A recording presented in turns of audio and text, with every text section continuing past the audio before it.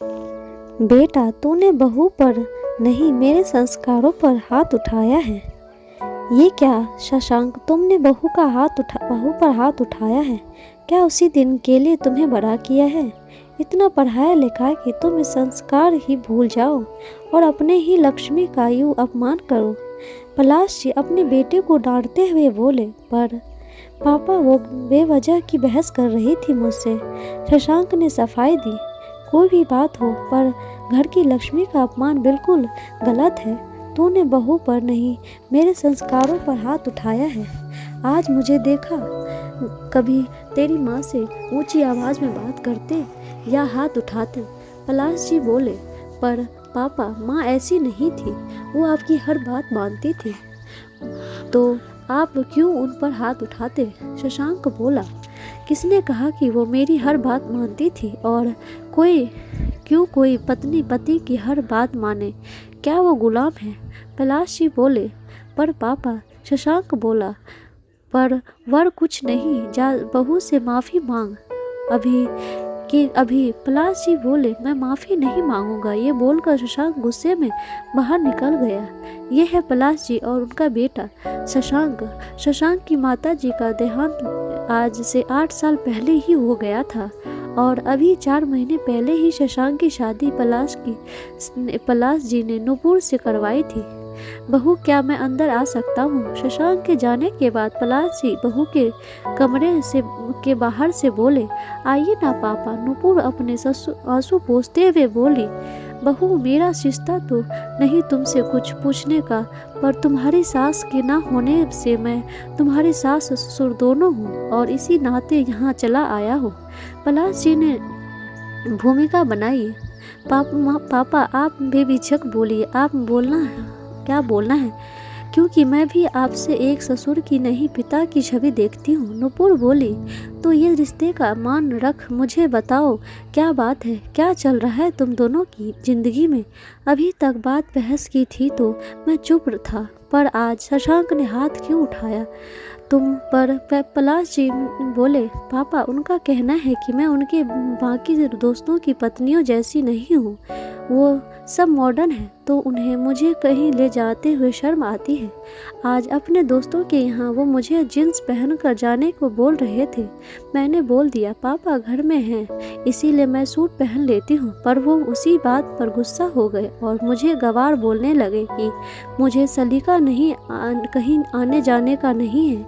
जब मैंने विरोध किया तो ये बोल नुपुर जिसका सिसक पड़ी, बेटा, क्या तुम्हें इन कपड़ों में आपत्ति है? पलाश जी ने सवाल किया।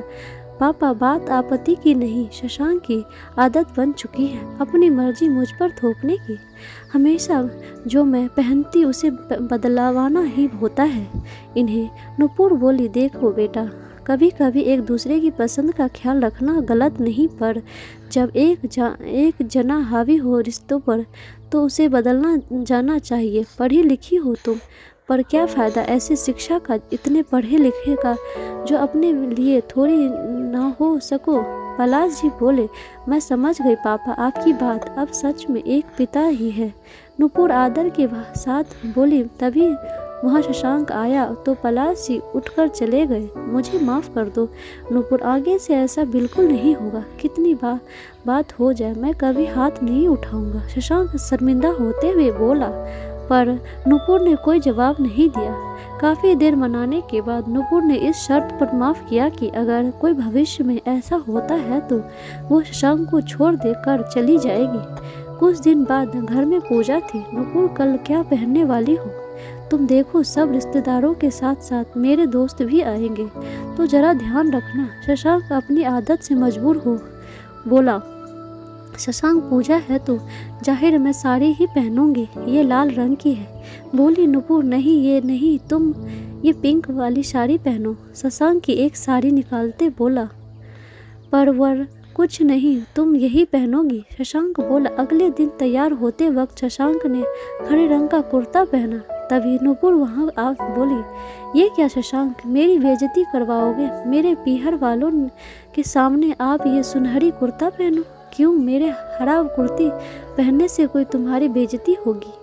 मैं यही पहनूंगा। शशांक कुर्ता पहनते हुए बोला, तुम्हें समझ नहीं आती, बेवजह बहस कर रहे हो। बोला ना ये कुर्ता पहनो। अचानक नुपुर सख्त लहजे में बोली तो शशांक की कुछ कहने की हिम्मत नहीं हुई और चुपचाप सुनहरी कुर्ता पहन लिया। ऐसे ही कई मौक़ों पर नुपुर ने शशांक को खुद की पसंद के कपड़े पहनने को बोला। शशांक अब तंग आ गया था।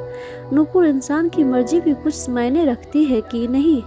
जब देखो तब तुम मेरे लिए खुद से फैसला लेती बिना ये जाने मुझे ये पसंद है भी या नहीं। क्या पति पत्नी का रिश्ता खुद की आज़ादी छीन लेता है ऐसे? शशांक हार के एक दिन बोला, ये बात तो दोनों तरफ लागू होती है ना शशांक। जब मेरा फर्ज तुम्हारी पसंद को ऊपर रखना है तो तुम्हारे भी तो यही फ़र्क है। तुम तो कुछ दिन में परेशान हो गए और मैं तो ये सब कितने महीनों से झेल रही हूँ। क्या मेरी खुद की मन नहीं होता? नुपुर शशांक की आंखों में आंखें डाल बोली। शशांक को झटका सा लगा। मुझे माफ़ कर दो नुपुर, मैं आज के बाद अपनी पसंद नहीं थोपूंगा तुम पर। तुम्हारी जो मन हो वो करना। शशांक शर्मिंदा हो बोला। शशांक, प्यार में एक दूसरे पर अपनी पसंद जाहिर करना या कभी मनवाना गलत नहीं, बशर्ते ये दोनों तरफ से हो, पर सिर्फ एक का हमेशा अपनी पसंद थोपना गलत है। नुपुर बोली, सही कहा तुमने, अब ऐसी गलती नहीं होगी। वैसे ही सलाह तुम्हें दी किसने मुझे सुधारने को? शशांक बोला। वहाँ से निकल कर जाते पलाश जी की तरफ जैसे ही नुपुर ने निगाह उठाई वो सब समझ गया। पर हाँ, उसके बाद उसने अपने आप को बदल लिया।